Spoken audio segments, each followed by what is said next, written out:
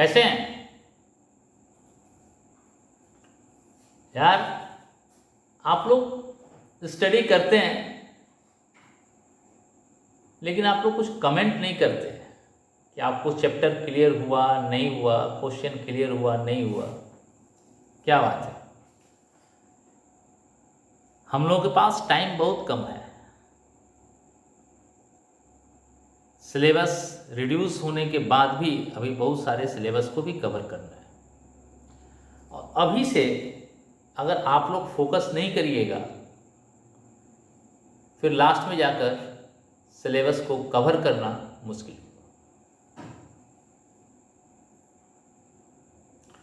एकदम आराम से मस्ती से पढ़ाई कीजिए, बर्डन मत लीजिए। अगर लगातार हम चैप्टर वाइज कवर करते जाएं तो लास्ट में हमारे पास बर्डन नहीं होता। आइए चलते हैं आज के टॉपिक पे। आज का टॉपिक है हमारा बहुत ही इंपॉर्टेंट टॉपिक है, ऑर्गेनाइजिंग। यूनिट 5 से इंपॉर्टेंट टॉपिक है ऑर्गेनाइजिंग में। इस चैप्टर में जितने पार्ट्स को हमें स्टडी करना है, इसमें से एक part formal organization and informal organization यानी टाइप्स ऑफ ऑर्गेनाइजेशंस को सिलेबस से हटा दिया गया है। तो हमारे पास बचा क्या? कुछ नहीं बचा। बहुत ईजी है, ऑर्गेनाइजिंग पढ़ना है। ऑर्गेनाइजिंग का कॉन्सेप्ट क्या है, इसके फीचर्स क्या हैं, इंपॉर्टेंट क्या है, ऑर्गेनाइजिंग का प्रोसेस क्या है, इसका स्ट्रक्चर क्या है, और डेलीगेशन ऑफ अथॉरिटी। बस organizing chapter divided in 5 parts: concept and features, importance, process, delegation and structure। और इसका हर पार्ट इंपॉर्टेंट है।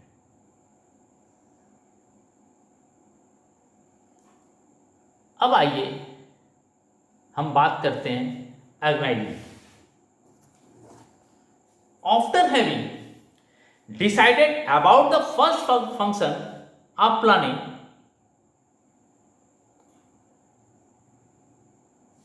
manager are responsible for designing and organization structure।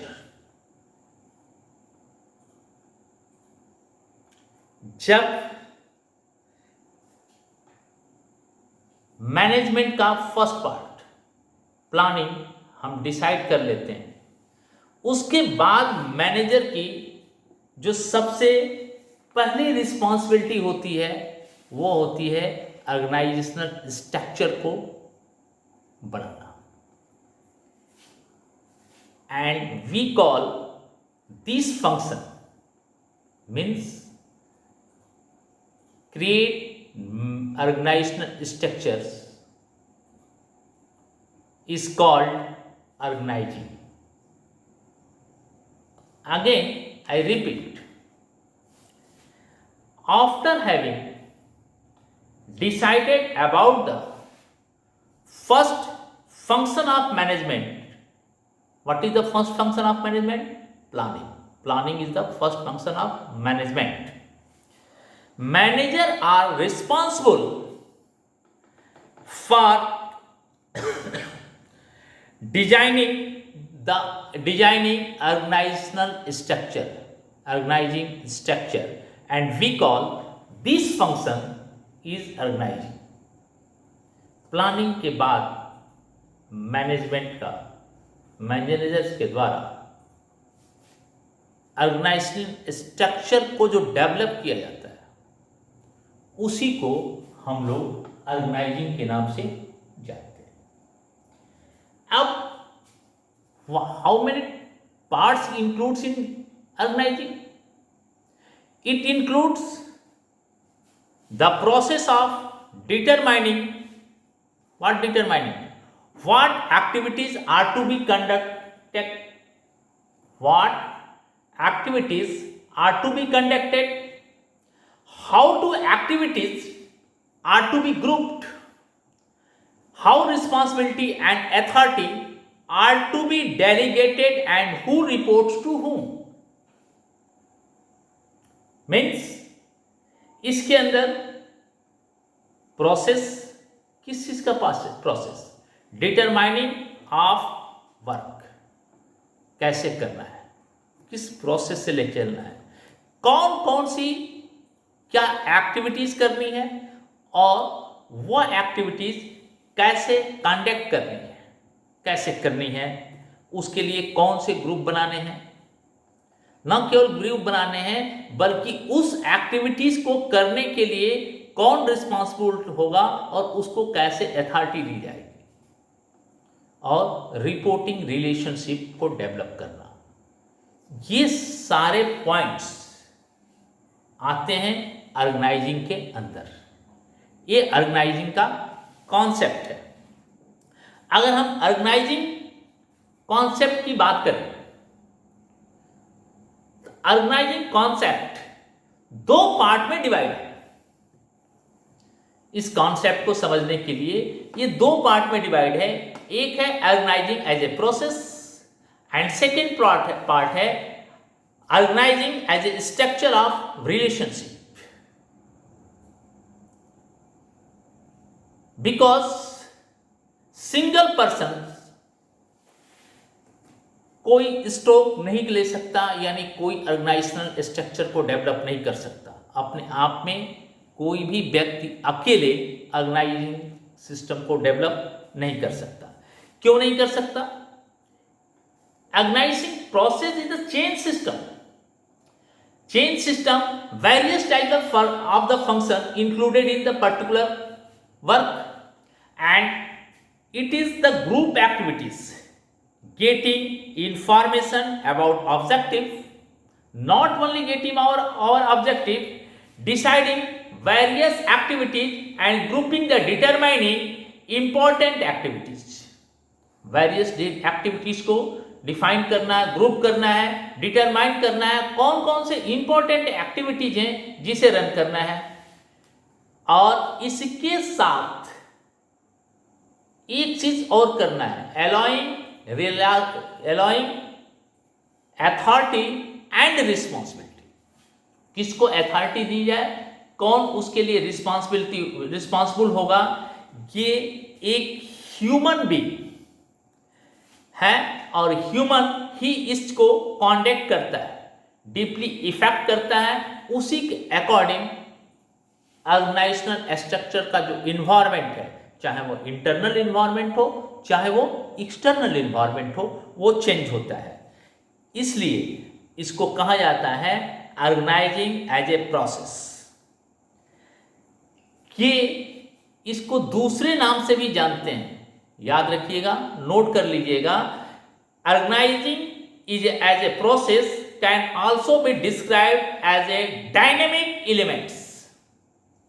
Organizing as a process can also be described as a dynamic elements।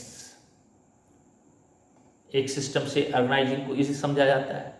दूसरा system है कि organising structure में relationship put होकर किया जाता है और सुपीरियर और सब ऑर्डिनेट के बीच में रिलेशनशिप को फाइंड आउट किया जाता है, लेट डाउन किया जाता है, लेट डाउन कि कौन सुपीरियर है और कौन सब ऑर्डिनेट है। डिफरेंट डिपार्टमेंट होते हैं ऑर्गेनाइजेशन के अंदर और मोस्टली परमानेंट वो डिपार्टमेंट होते हैं जिसमें वहां पर जो हेड होता है उनके बीच में और उस डिपार्टमेंट के अंडर में जो काम करने वाले हेड के अंदर हैं उनके बीच रिलेशनशिप कार्य किया जाता है। इसलिए इसको स्टैटिक एलिमेंट्स भी कहा जाता है। अब अगर कंपैरिजन करें तो organizing is a structure of relationship and all activity to be done by the group activities and relationship put in between the managers and subordinates.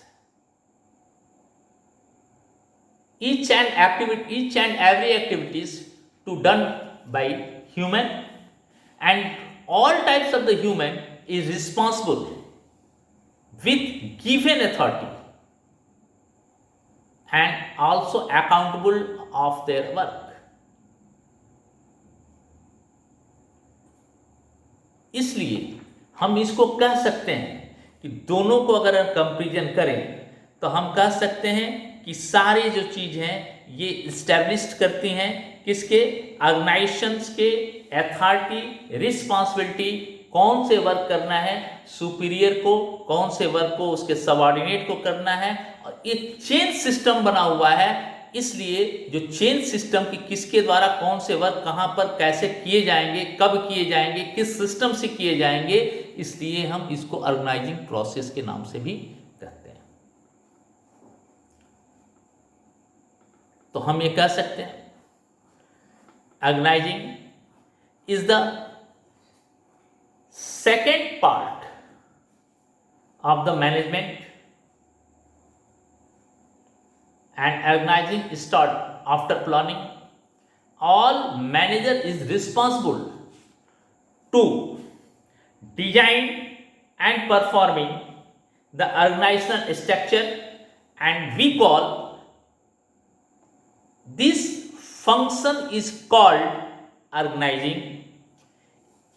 It includes the process of determining which types of the process, determining what activities are to be done, how to activities are to be grouped, how responsibility and authority are to be delegated, and who reports to him. Relationship put in between the managers and their subordinate are superior and their subordinates. Organizing process is called dynamic elements, and organizing as a structure of relationship is called static elements. Dynamic and static, both elements is included in concept of organizing. अब ये तो concept हुआ, इसमें इसी के concept में आपकी सारी चीजें आ गई। क्या आ गई? अगर फीचर्स की बात करें तो डिवीजन ऑफ वर्क एक्टिविटीज को डिवाइड करना,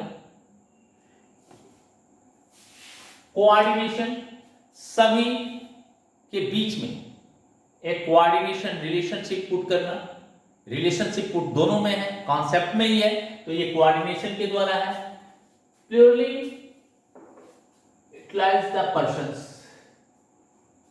और कौन से पर्संस को क्या वर्क करना है, ये पॉइंट आपका किस ग्रुप में करना है, उस ग्रुप के पर्सन को इसमें इंक्लूड किया जाता है, मतलब असेंबल किया जाता है, और उस असेंबल को एक कॉमन पर्पस के लिए जितने भी ह्यूमन हैं, जितने भी ऑर्गेनाइजेशन में वर्क करने वाले लोग हैं, उस एक कॉमन पर्पस के लिए वर्क करते हैं। An individual can not create an organization, ये मैं पहले ही बता चुका हूं, कोई भी व्यक्ति अकेले पॉसिबल नहीं है, तो सिंगल पर्सन स्टॉप करके ऑर्गेनाइजेशन को एस्टेब्लिश करे।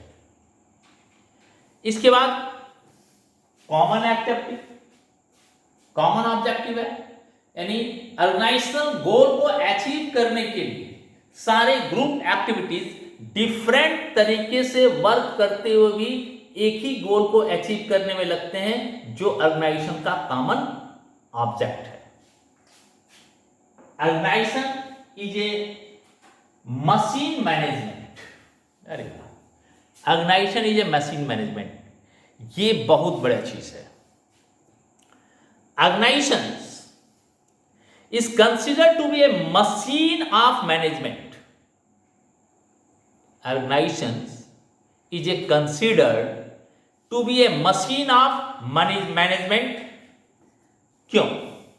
It is that machine in which no part can afford to be ill-fitting or non-functional. जिस तरह से एक मशीन में कोई ऐसा पार्ट्स जो ठीक से फिट नहीं किया गया हो, वो मशीन फंक्शन नहीं कर सकता, उसी तरीके से ऑर्गेनाइजेशंस में जितने भी व्यक्ति हैं उनको उनके एबिलिटी के अकॉर्डिंग उस ग्रुप के फंक्शन को ऑपरेट करने के लिए वहां पर फिट किया जाता है। और मैंने बताया organization is process the chain system. अब उस चेन की कोई कड़ी अगर ठीक ढंग से वर्क नहीं करती है, इसका मतलब वो मशीन फंक्शन नहीं कर रही। In other words, if the division of work is not done properly, if the division of work is not done properly or posts are not created correctly, या तो वर्क जो है वो प्रॉपरली जो है क्रिएट नहीं किया गया है, प्रॉपरली डिवीजन ऑफ वर्क को डिस्ट्रीब्यूट नहीं किया गया है, या पोस्ट जो है करेक्टली क्रिएट नहीं किया गया है, तो क्या होगा? The whole system of management in collapse. पूरा मैनेजमेंट का सिस्टम क्या हो जाएगा? collapse हो जाएगा, खराब हो जाएगा, और वो फिर मशीन जो ऑर्गेनाइजेशन के रूप में, मैन के रूप में जो मशीन है, वो ठीक ढंग से काम नहीं कर पाएगी। It is the features of organizing. अब अगर हम ऑर्गेनाइजिंग की इंपॉर्टेंस की बात करें तो organizing has the same importance of for management. Organizing for the same important of management as a structure of bone, as a structure of bones in a human body. Organizing ठीक उसी प्रकार से management के लिए importance रखता है, या management के वर्क को ठीक ढंग से ऑपरेट करने में इसका इंपॉर्टेंट रोल है। जिस तरह व्यक्तियों के बीच में जो बोन्स हैं, जो हड्डियां हैं, जो उसके शरीर को मजबूत देती हैं ताकि वो स्ट्रेंथ होकर सही ढंग से अपने वर्क को कंप्लीट कर सके। तो मैनेजमेंट के इंपॉर्टेंस में हम कह सकते हैं, फिर मैं रिपीट कर रहा हूं, organizing has the same importance for management as a structure of bones in a human body, as a structure of bones in a human body. अब इसमें क्या है? Benefit of specialization, group activities में डाल दिया, अलग अलग स्ट्रक्चर क्रिएट कर दिया, तो वो वही काम करता है, तो वो क्या हो जाता है? उसमें स्पेशलिस्ट हो जाता है। Clarity in working relations, working relation में क्लियरिटी हो जाती है, कौन किस डिपार्टमेंट में है, उसका सुपीरियर कौन है, सुपीरियर का सबऑर्डिनेट कौन है, किसके ऑर्डर को फॉलो करना है, ये क्लियर हो जाता है। ये इसका सबसे बड़ा इंपॉर्टेंस है। ऑप्टिमम यूटिलाइजेशन ऑफ रिसोर्सेस, जो रिसोर्सेस ऑर्गेनाइजेशंस के पास है उसका मैक्सिमम यूटिलाइजेशन करना, ताकि ऑर्गेनाइजेशनल गोल को, ऑर्गेनाइजेशनल ऑब्जेक्ट को अचीव किया जा सके। Adoption to change, time to time organizing process में अगर कोई अलग से चेंजिंग, चाहे वो इंटरनल इन्वायरमेंट की चेंजिंग हो, चाहे वो एक्सटर्नल हो, या अगर कोई ग्रुप ठीक से वर्क नहीं कर सकता है तो उसे चेंज कर किया जा सकता है और उसे ठीक से इसको अडॉप्ट किया जा सकता है। हर चेंजिंग को उस ग्रुप एक्टिविटीज में अडॉप्ट करने के ऑप्शन है, यानी फ्लेक्सिबिलिटी उसमें बनी रहती है। Effective administration, top management free हो जाता है। टॉप मैनेजमेंट जैसे ही फ्री हो जाता है वह सारे ऑर्गेनाइजेशंस के एडमिनिस्ट्रेशन को पूरी तरह से कंट्रोल कर लेता है। और जब सारे एडमिनिस्ट्रेशन अच्छे ढंग से वर्क करते हैं, ऑर्गेनाइजेशन के रूल रेगुलेशन एंड एडमिनिस्ट्रेशन ठीक ढंग से होता है, तो ऑर्गेनाइजेशनल ऑब्जेक्ट को, गोल को अचीव करने में कोई प्रॉब्लम नहीं होती। Next, development of personal.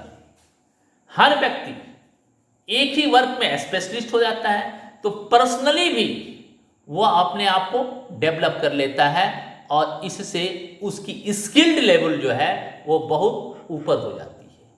क्यों? कि उस स्ट्रक्चर में वो पूरी तरह से अपने आप को सेट कर लिया है और सही ढंग से फंक्शन कर रहा है और पूरा नॉलेज उसको उसके पास मिल जाता है, इसलिए स्किल्ड लेवल उस तरह के वर्क पे उसके पास बढ़ जाता है। और जब ये सारी चीजें हो जाती हैं तो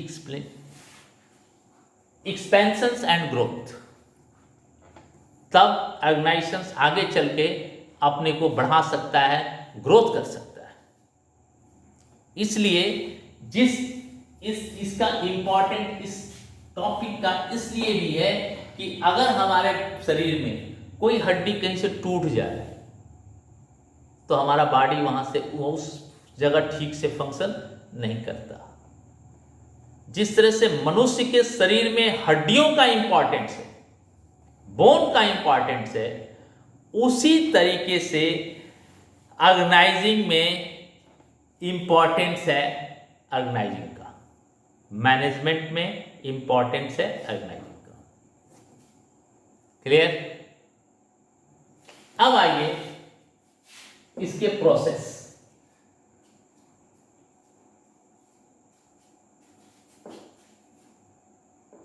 division of identification and division of work. कौन कौन से काम करने हैं, किसके द्वारा किए जाने हैं, कब किए जाने हैं, कैसे किए जाने हैं, उसके लिए कौन रिस्पॉन्सिबल होगा, उसके पास कितनी अथॉरिटी जाएगी, सारे एक्टिविटीज को पहले आइडेंटिफाई किया जाता है। फिर जिस तरह के आइडेंटिफाई करने के बाद उसको एक एक ग्रुप में बांटा जाता है, यानी डिवीजन ऑफ वर्क होता है। और डिवीजन ऑफ वर्क के लिए एक सुपीरियर को अपॉइंट किया जाता है अकॉर्डिंग टू ऑर्गेनाइजेशनल स्ट्रक्चर, और उसके अकॉर्डिंग सारे वर्क को कॉन्डक्ट किया जाता है और वहां से कंट्रोल भी किया जाता है। और वो पर्सन उस ग्रुप की एक्टिविटीज को कॉन्डक्ट कराने के लिए रिस्पॉन्सिबल होता है, अगर उसी के अकॉर्डिंग उसको अथॉरिटी दी गई है। रिस्पॉन्सिबिलिटी तभी ठीक से वर्क करती है जब उसको अथॉरिटी मिली हुई है। ये एलिमेंट्स है ऑर्गेनाइजिंग का, आगे चलकर इस पर हम डिस्कस करेंगे। दूसरा क्या है? डिपार्टमेंटलाइजेशन। हाँ जी, डिवीजन ऑफ वर्क कर दिए तो हर तरह के वर्क के लिए अलग अलग डिपार्टमेंट बना दिए। परचेजिंग डिपार्टमेंट अलग बना दिए, प्रोडक्शन डिपार्टमेंट अलग बना दिए, मार्केटिंग डिपार्टमेंट अलग बना दिए, फाइनेंशियल डिपार्टमेंट अलग बना दिए, पर्सनल डिपार्टमेंट अलग बना लिए। अब मान लीजिए हम टोटल वर्क को 10 पार्ट में बांट दिए। रॉ मटेरियल परचेज करना है, मैन्युफैक्चरिंग करने के बाद जो हमारे पास फिनिश गुड्स है या पार्ट्स उसके अलग अलग हैं, जिसे असेंबलिंग करना है वो करना है, फिर उसको जोड़ना है, प्रोडक्शन करना है, स्टॉक का मैनुअल रखना है, फिनिश गुड्स का मैनुअल रखना है, एडवर्टाइजमेंट कराना है, सेल करना है, सेल मार्केटिंग डिपार्टमेंट में आएगा। पैसे का लेन देन जो है, जो कैश ट्रांजेक्शन थ्रू बैंक और कैश होगा, चाहे वो किसी भी तरह के कैश ट्रांजेक्शन हो, वो फाइनेंसिंग डिपार्टमेंट में आएगा। और अरेंजमेंट ऑफ पर्सनल स्टाफिंग, जिसको आगे चलकर हम चैप्टर के रूप में पढ़ेंगे, ये आपका आएगा पर्सनल डिपार्टमेंट्स में। तो हम सभी डिपार्टमेंट्स के अलग अलग एक ग्रुप बना लिए, एक परचेजिंग डिपार्टमेंट बना दिए। तो डिपार्टमेंट हो गया परचेजिंग, उसके अंदर कौन कौन सी एक्टिविटीज होगी, रॉ मटेरियल परचेज करना है, पार्ट्स परचेज करना है, और कोई चीज प्रोडक्शन से रिलेटेड, मैन्युफैक्चरिंग पार्ट से रिलेटेड जो नीड है उसको अगर परचेज करना है, तो ये सारा वर्क कौन देखेगा, head of purchase department. Production करना है तो production, head of production department. Marketing करना है तो हेड ऑफ मार्केटिंग। फाइनेंस करना है, हेड ऑफ फाइनेंस। इस तरह से अलग अलग डिपार्टमेंट बनाए जाते हैं और सभी डिपार्टमेंट का काम होता है अपने ऑर्गेनाइजेशनल गोल को अचीव करना।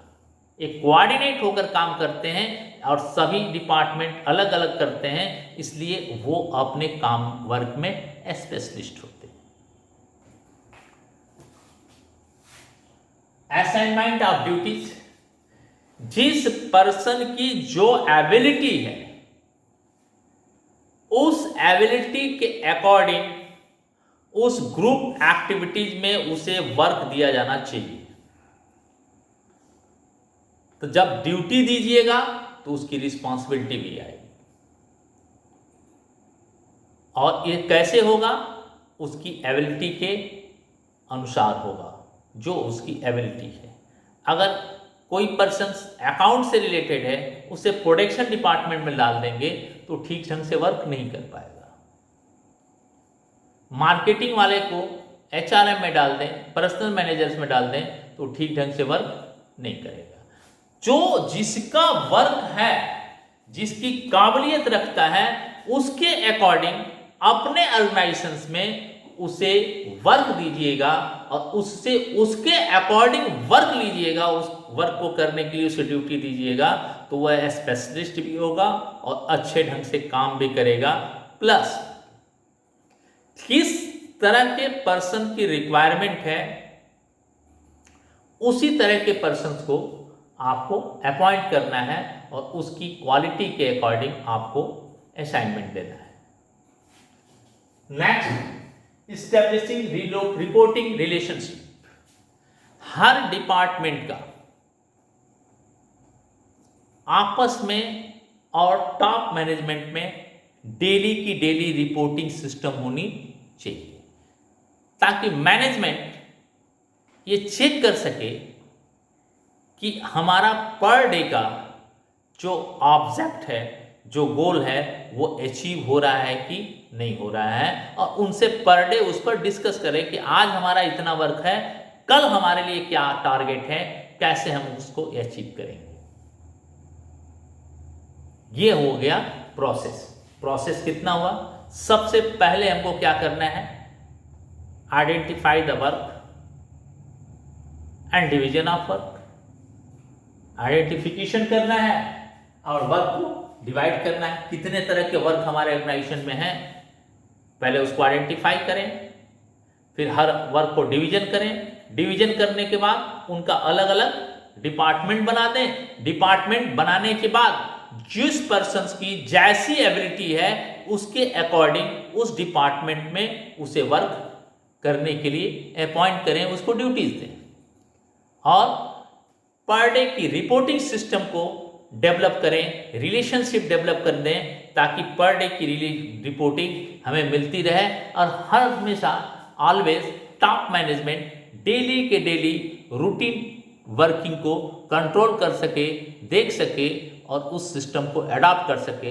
अगर उसके बीच में कहीं कोई फॉल्ट आता है, कोई डिफिकल्टी आती है, तो उसे इमीडिएट उस फॉल्ट को फाइंड आउट करके उसे दूर किया जा सके। ये है प्रोसेस ऑफ ऑर्गेनाइजिंग। अब आइए ऑर्गेनाइजिंग स्ट्रक्चर। ऑर्गेनाइजिंग स्ट्रक्चर एक होता है फंक्शनल, दूसरा होता है डिविजनल, तीसरा होता है लाइन और चौथा होता है लाइन एंड स्टाफ ऑर्गेनाइजेशन।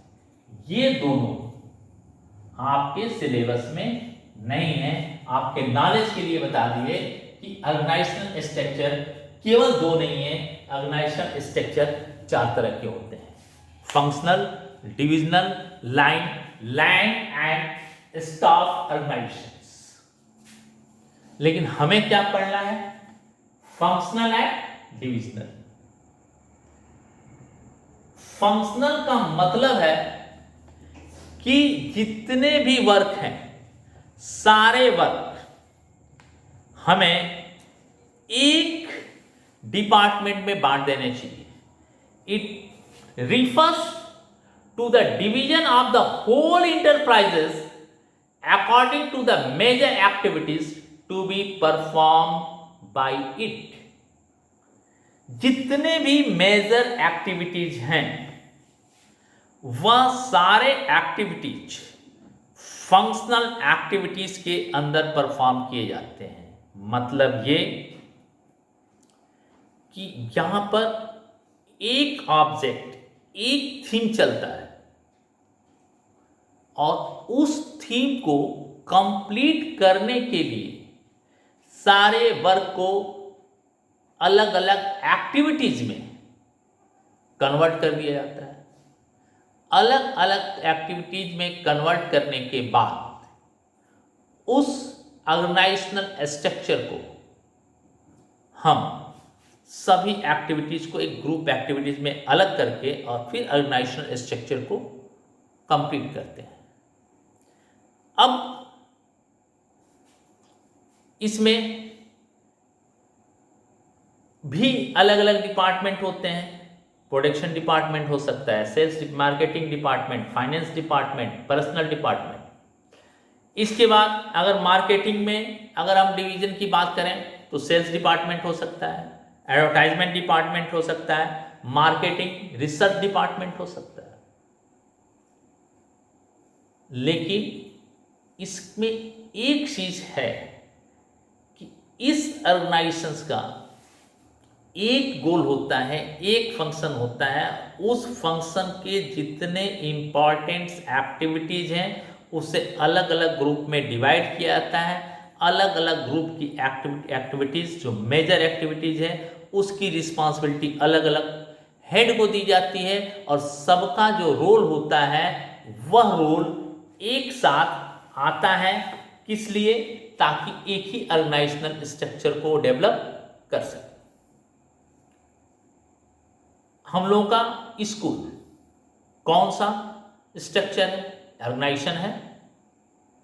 और इस ऑर्गेनाइजेशन में के अंदर केवल एक ऑब्जेक्ट है, बेस्ट एजुकेशन प्रोवाइड करना। ऑब्जेक्ट एक है, एजुकेशन। अब इस फंक्शनल ऑर्गेनाइजेशन है क्योंकि ऑब्जेक्ट एक ही है, एजुकेशन। एक ही ऑब्जेक्ट होता है, अलग अलग चीजें नहीं होती। तो यहां क्या है? ट्रांसपोर्ट डिपार्टमेंट अलग हो गया, अपर क्लास अलग हो गए, लोअर क्लास का डिपार्टमेंट अलग होगा, उसका कोऑर्डिनेट अलग हो गया, इसका कोऑर्डिनेट अलग हो गया, ऑफिस डिपार्टमेंट अलग हो गया।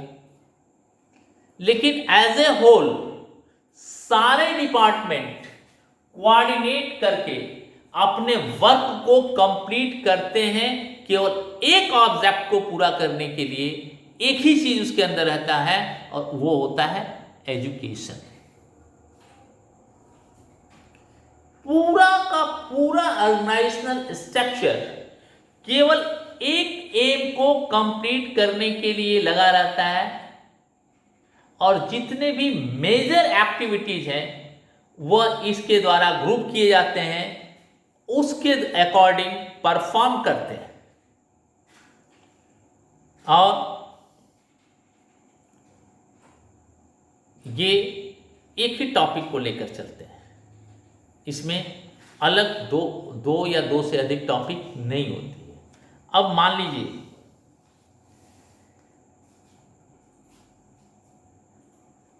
यहां पे हम डिविजनल स्ट्रक्चर की बात करें तो ये अपने पूरे ऑर्गेनाइजेशनल स्ट्रक्चर को डिवीजन में बांट देता है, लेकिन ये डिवीजन बढ़ता है किसके बेस पर? Division to be divided on the base of product. यहां पर वेरियस प्रोडक्ट हो सकते हैं, यानी एक से अधिक ऑब्जेक्ट लेकर चलता है, एक से अधिक प्रोडक्ट पर वर्क करता है, तो ये हो जाएगा डिविजनल स्ट्रक्चर। और जहां एक ही प्रोडक्ट है, जहां पर स्कूल में एक ही प्रोडक्ट है एजुकेशन, दूसरा कोई नहीं है, तो फंक्शनल होगा। आज जहां एक से अधिक प्रोडक्ट हैं, हर प्रोडक्ट को जो है वह अलग अलग डिपार्टमेंट बना देता है। जैसे मान लीजिए कोई ऑर्गेनाइजेशन है, कोई मैन्युफैक्चरिंग यूनिट है, तो मेटल प्रोडक्ट और प्लास्टिक प्रोडक्ट दोनों बनाती है, तो मेटल प्रोडक्ट का डिवीजन उसने अलग कर दिया, प्लास्टिक डिवीजन का प्रोडक्ट डिवीजन उसने अलग कर दिया, और सबके हेड हो गए। मेटल डिपार्टमेंट का production department, marketing department, finance department, personal department. इसी तरह से प्लास्टिक डिपार्टमेंट डिवीजन का भी production department, marketing department, finance department and personal department, ये सारे आ जाएंगे। इसके द्वारा हर डिपार्टमेंट डिवीजन में अपने डिवीजन की चीजों को कंट्रोल करेगा, देखेगा। दूसरे प्रोडक्ट के बारे में उसे नहीं सोचना है, क्योंकि दूसरे प्रोडक्ट के लिए अलग से बंदे अपॉइंट किए गए हैं जो उसी लाइन में स्पेशलिस्ट हैं। तो अपने वर्क को करने के लिए हर डिविजनल का एक हेड हो जाएगा, वहां भी फंक्शनल में भी हर डिवीजन का हेड होगा, लेकिन उनका जो है प्रोडक्ट एक ही है। स्कूल का एक ही प्रोडक्ट है एजुकेशन, तो फंक्शनल हो गया। या किसी भी ऑर्गेनाइजेशन का अगर एक एम है, एक ही प्रोडक्ट है, तो फंक्शन है। एक से अधिक प्रोडक्ट है और सबका डिवीजन अलग अलग बना हुआ है, तो डिविजनल। अब हर डिवीजन का रिजल्ट अलग अलग असाइन होता है, एडवांटेज है इसका। हर डिवीजन क्विक डिसीजन ले सकता है, इजी एग्जाम एक्सपेंसेस हो सकता है, जिसमें ज्यादा प्रॉफिट होगा उसमें ज्यादा ग्रोथ होगा, उस डिवीजन को और डेवलप किया जा सकता है। और कहीं पर अगर कोई प्रॉब्लम आती है तो उस डिवीजन से दूसरा डिवीजन आपका, दूसरा प्रोडक्ट आपका इफेक्टिव नहीं होता। अब इसमें क्या है कि जब दो अलग होता है, मतलब लिमिटेशन की बात मैं कर रहा हूं, तो दोनों डिवीजन के हेड में कॉन्फ्लिक्ट हो जाता है। अब कॉन्फ्लिक्ट होता है तो सारे डिविजन्स जो हैं, किसी को ईगो फील कर गया, किसी को कुछ हो गया, ये एक प्रॉब्लम इसमें आती है। डुप्लीकेसी ऑफ फंक्शन, एक ही फंक्शन को वहां भी प्रोटेक्शन है, यहां भी प्रोटेक्शन, लेकिन दोनों का डुप्लीकेसी चल रहा है, एक लिमिटेशन है, हालांकि दोनों के डिविजन्स अलग हैं। सेल्फिश एटीट्यूड, हर व्यक्ति सेल्फिश हो जाता है, वो अपने डिपार्टमेंट की केवल बात देखता है, दूसरे के बारे में सोचता नहीं है। कहीं अगर दूसरे की बात आई भी तो कहेगा अरे वो अलग देखेंगे, वो हमारा डिपार्टमेंट नहीं है। अगर वो चाहे तो उसको भी वहां हैंडल कर सकता है, लेकिन उसके पास उसके लिए कोई अथॉरिटी नहीं दी गई। तो जहां एक से अधिक प्रोडक्ट है वहां पर डिविजनल स्ट्रक्चर लिया जा सकता है, और जहां एक से कम है, यानी एक ही है ऑब्जेक्ट, एक ही प्रोडक्ट है, वहां के लिए फंक्शनल स्ट्रक्चर वर्क करता है। Delegation of authority, delegation of authority, delegation of authority means what? जब डेलीगेशन ऑफ अथॉरिटी की बात हम कर रहे हैं तो किसी भी व्यक्ति के लिए अगर हम किसी व्यक्ति को कहीं पर अपॉइंट करें, किसी वर्क को करने के लिए अपॉइंट करेंगे, तो उसके साथ उस वर्क को करने के लिए रिस्पॉन्सिबिलिटी तो तब ठहरा सकते हैं जब वर्क को करने के लिए उसे अथॉरिटी दी जाए। अब ये अथॉरिटी तो दी जाएगी, तो जैसे ही अथॉरिटी उसे दी जाएगी उसके साथ साथ रिस्पॉन्सिबिलिटी भी आएगी। यानी अगर आप किसी व्यक्ति को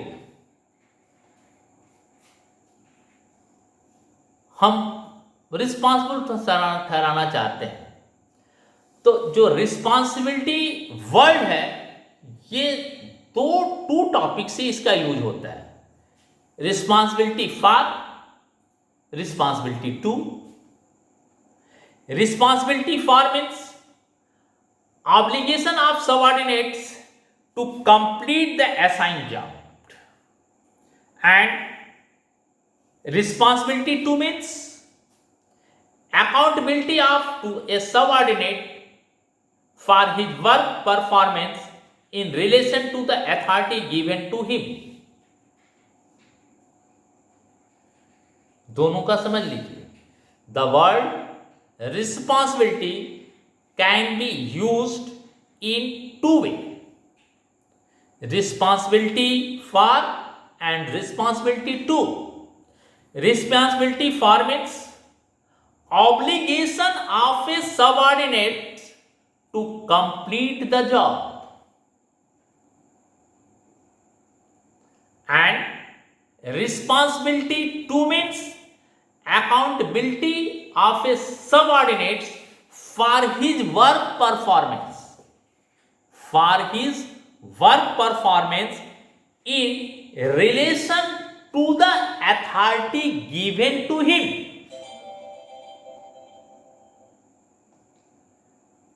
अब एक चीज, जब हम रिस्पॉन्सिबिलिटी की बात करते हैं, रिस्पॉन्सिबिलिटी फॉर, ये वर्क आपको करना है, ये जॉब आपको करना है, इसकी रिस्पॉन्सिबिलिटी है कि इसे कंप्लीट आपको करना है।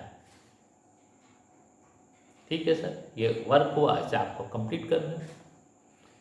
अगर इसी को रिस्पॉन्सिबिलिटी टू कर दें, तो इसके साथ साथ एक वर्ड और आ जाएगा जिसे बोलते हैं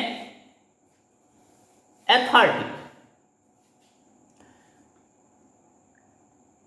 अथॉरिटी होता क्या है? अपने रिस्पॉन्सिबिलिटी को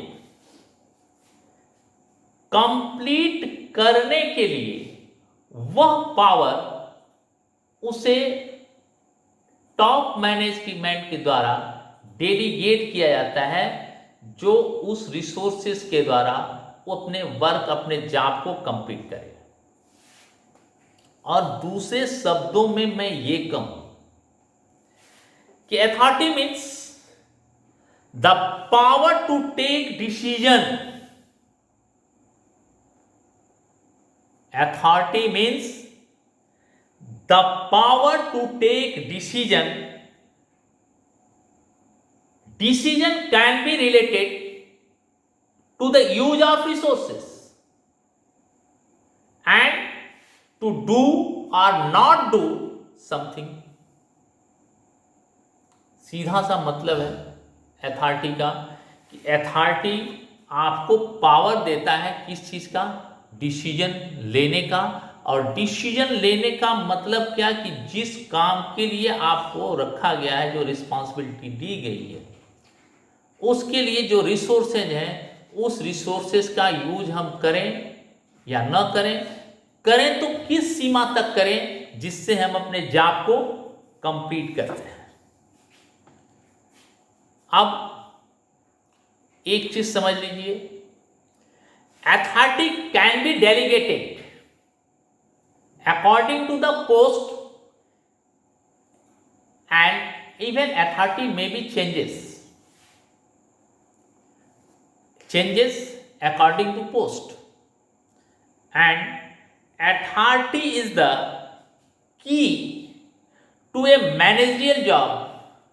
Authority is the key to a managerial job because a post without authority cannot be a managerial post। बिना अथॉरिटी का आपको कोई अथॉरिटी नहीं है तो आप मैनेजर किस चीज के? डिसीजन पावर होना चाहिए, आपके पास वो पावर होना चाहिए कि अपने पोस्ट के अकॉर्डिंग आप डिसीजन ले सकें। अगर वो पावर ही नहीं है आपके पास तो मैनेजर किस चीज के? किसी चीज के नहीं। कई बार ऑर्गेनाइजेशन में देखेंगे हाँ इस पोस्ट पे हैं लेकिन वो उसे कुछ करने का पावर ही नहीं है, तो उसके जो सबऑर्डिनेट्स हैं उस पोस्ट का सम्मान नहीं करते, तो उस पोस्ट को सम्मान करने के लिए, ऑनर करने के लिए उसके पास उसके जॉब के अकॉर्डिंग अथॉरिटी होनी चाहिए, तभी वह अपनी रिस्पॉन्सिबिलिटी को कंप्लीट कर सकेगा। अगर उस पोस्ट के अकॉर्डिंग जॉब उसके पास नहीं है, वर्क नहीं है, तो वह अपने वर्क को कंप्लीट नहीं कर सकता है। दूसरी चीज कि जब आपकी रिस्पॉन्सिबिलिटी आती है तो जॉब करने के लिए या तो एक टाइम की जॉब हो कि इस जॉब को कंप्लीट कर लीजिए, लेकिन जॉब अगर कॉन्टिन्यूअस नेचर में है तो रिस्पॉन्सिबिलिटी को आप तभी फुलफिल कर सकते हैं जब उसके अकॉर्डिंग आपको अथॉरिटी दी गई, और अथॉरिटी दी गई है तो आपकी रिस्पॉन्सिबिलिटी आ गई, तो उसके साथ साथ एक और चीज भी आ गई, वो होती है अकाउंटेबिलिटी। आप अथॉरिटी मिल गया है तो आप रिस्पॉन्सिबिलिटी है, पोस्ट पर असाइन किया गया है, उसके अकॉर्डिंग पोस्ट के अकॉर्डिंग अथॉरिटी है, तो उस पोस्ट के या उस ग्रुप के हेड होने के नाते आप अपने सबऑर्डिनेट से वर्क लेने के लिए और उस जॉब को, उस चीज को, उस थिंग को, उस एक्टिविटीज को कंप्लीट करने के लिए अकाउंटेबल भी है। और ये अकाउंटेबिलिटी डेलीगेट नहीं की जा सकती। Responsibility can be delegated, authority can be delegated, but accountability can not be delegated. अब रिस्पॉन्सिबिलिटी में भी दो तरह के पॉइंट आएंगे। Responsibility can be delegated, yes can be delegated for operational responsibility. Only operational responsibility can be delegated, but ultimate responsibility which cannot be delegated.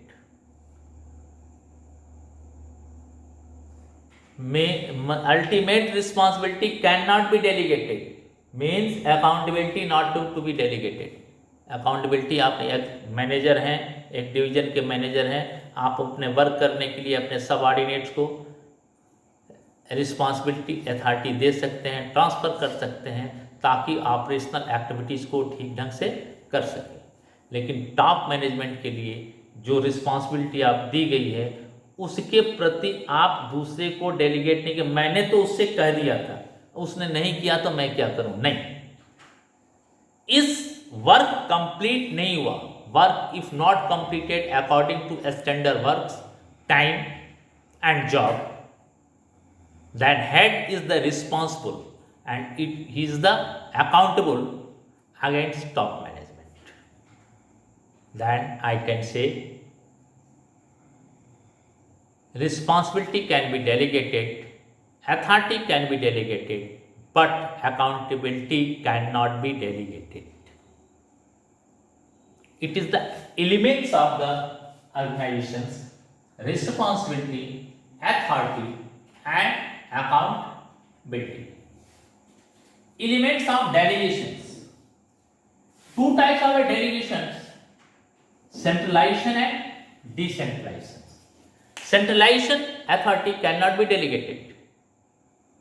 All powers to be hand of top management and each and every activities of the organizations to be decided by one person means top management.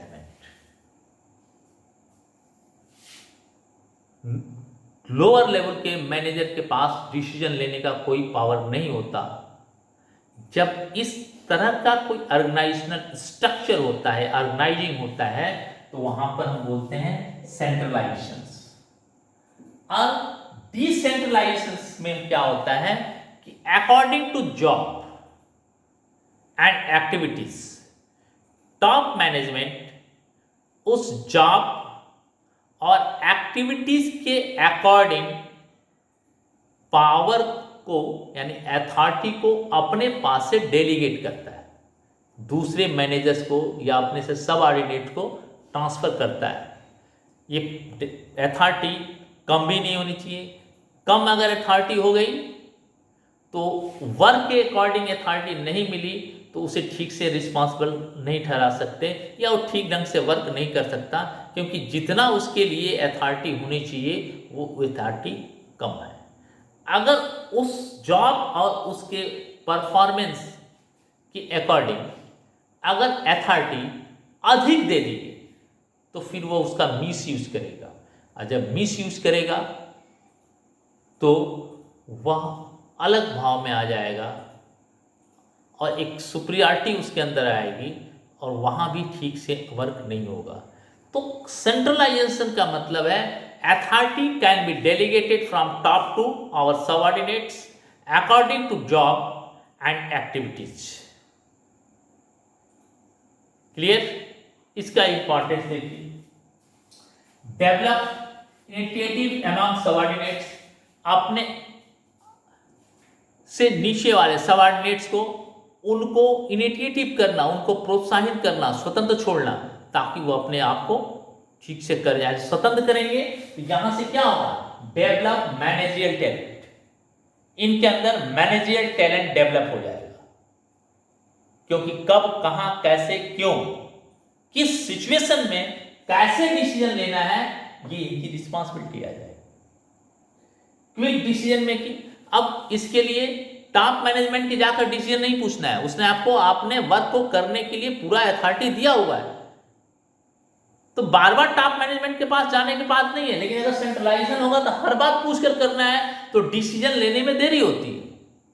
और यहां पर आपके पास authority है according to your responsibility, तो आप quick decision ले सकते हैं। और इस तरह से डिसेंट्रलाइजेशन करने पर अथॉरिटी डिसेंट्रलाइजेशन हो जाती है तो टॉप मैनेजमेंट को बहुत रिलीफ होती है। वो इन सब छोटे छोटे वर्क में अपना माइंड नहीं लगाता, वो अब अपने और बड़े वर्क में जो उससे ज्यादा इंपॉर्टेंट वर्क है वहां पर अपने टैलेंट का यूज करता है। और ये सब वर्क लोअर लेवल पर छोड़ देता है, और लोअर लेवल पे अगर प्रॉब्लम बहुत ज्यादा आती है तब वो डिस्कस करता है अपने टॉप लेवल से।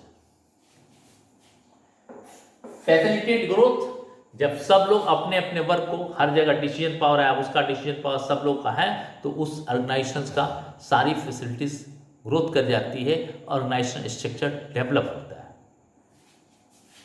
बेटर कंट्रोल, हर जगह एक सुपीरियर बैठा हुआ है तो उस ऑर्गेनाइजेशन का बेटर कंट्रोल है। और जो डेलीगेशन ऑफ अथॉरिटी है ये जो है जॉब के अकॉर्डिंग, डिवीजन ऑफ लेबर के अकॉर्डिंग चलती है। जब भी असाइनिंग होती है रिस्पॉन्सिबिलिटी की तो उसी के साथ ग्रांट होता है अथॉरिटी, और जब अथॉरिटी ग्रांट होता है, ये रिस्पॉन्सिबिलिटी जब होती है तो ग्रांट होता है अथॉरिटी, और जब अथॉरिटी ग्रांट होता है तो अकाउंटेबिलिटी अपने आप आ जाती है, जो फिक्स हो जाती है। रिस्पॉन्सिबिलिटी आपको मिली, उसके अकॉर्डिंग आपको अथॉरिटी मिल गई, तो आपकी अकाउंटेबिलिटी क्या हो गई? फिक्स हो गई। और इसके साथ इंपॉर्टेंस क्या है डेलीगेशन ऑफ अथॉरिटी का? इफेक्टिव मैनेजमेंट, मैनेजमेंट का कंट्रोल ज्यादा अच्छा होगा। Employees development, motivation of employees, facilitation of growth, basic of management hierarchy and better coordination. Decentralization की अगर बात करें तो मैंने इस चीज को आपको अभी डिस्कस कर दिया। अब हम इसको जब इन सब चीजों पर डिस्कस करते हैं तो ये पूरा ऑर्गेनाइजिंग स्ट्रक्चर हमारे सामने आता है, और पूरे ऑर्गेनाइजेशन स्ट्रक्चर को हम डेवलप कर सकते हैं। और इस तरह से ऑर्गेनाइजेशन स्ट्रक्चर का वर्क होता है, प्रोसेस होता है, इसका इम्पोर्टेंस है। और इस इम्पोर्टेंस से क्या होता है कि organisations better and better performance देता है कि हर जगह उसका कंट्रोल सिस्टम लगा हुआ है। Better administration, better control, better performance, better growth and all work to be completed means always objective or goal to be completed on given time with standard। तो कोई ऑर्गेनाइजेशंस जो है आपको बेटर परफॉर्मेंस दे सकता है। इसका एक कोटेशन जब आप इस वीडियो को देखिएगा तो उसको